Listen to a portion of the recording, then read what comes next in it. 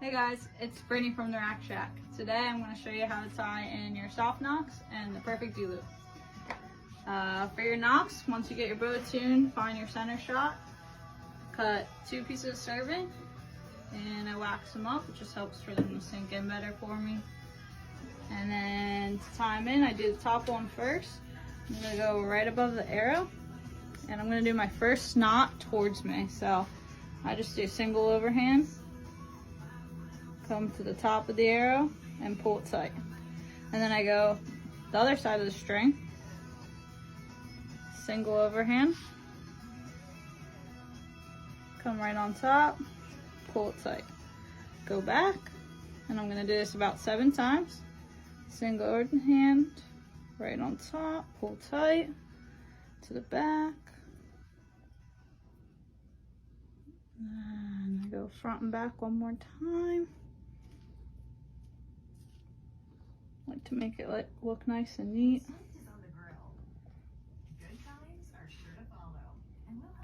And then I usually finish on the front with a single, just like that.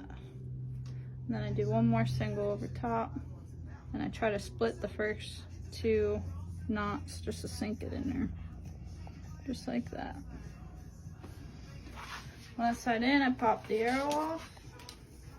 I tilt the bow so that when I burn, let's go this way. When I burn, the flame's going up. You never want to hold the flame under the string because then the heat will hit the string and that's never good. So I go as close to the knot as I can with the flame and chase it in. Just like that. And then same with the second. Just like that. So there's my first knot point. Put that arrow back in. I'm using a whisker biscuit right now, but if you were to use a drop away, you want to tie the knots with your drop away down. That will help with knot pinch and all that. So I take my second string, wax her up, and then it's the same thing. I like to leave a slight gap under the knock just for knock pinch. If you tie your knots too tight, it's gonna make your arrow kind of go like this on a drop away rest and create knock pinch. Another thing is you want to tie it for the knocks you're gonna use.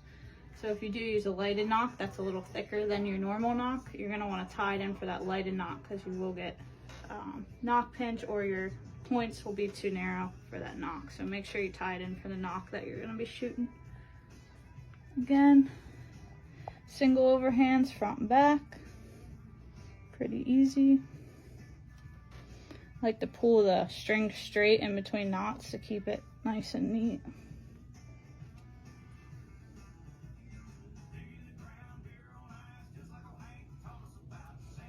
And one more to finish over top.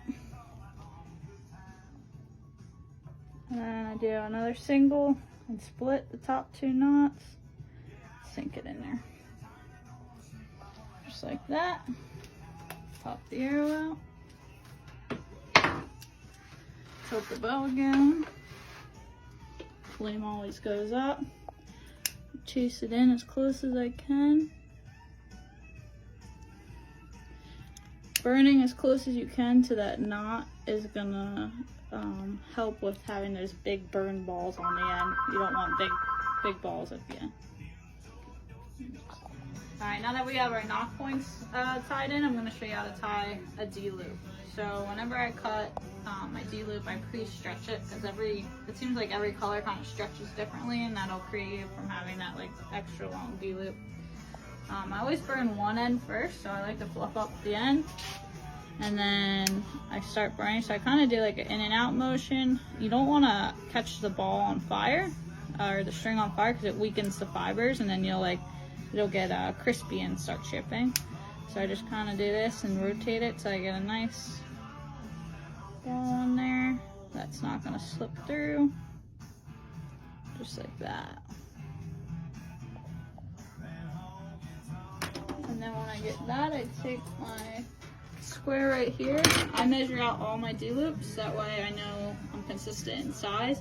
And that way if a customer asks if they want a longer or shorter D-loop, I know how to adjust for that.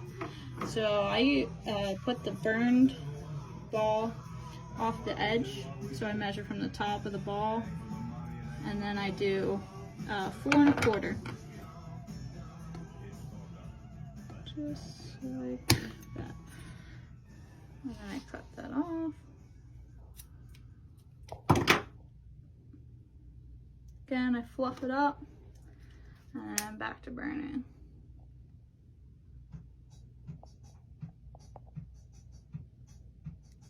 It's like a marshmallow. Do a steady twirl.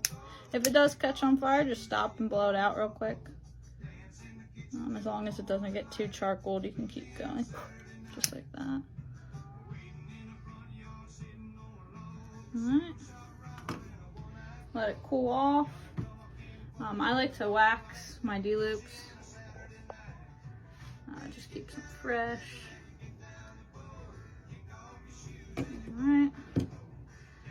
Alright. So to start my D-loop, I always start on the top. And I always like to do the top knots, like the burns, going away from the person's face. This helps for people who have like mustaches or facial hair, like it won't get caught.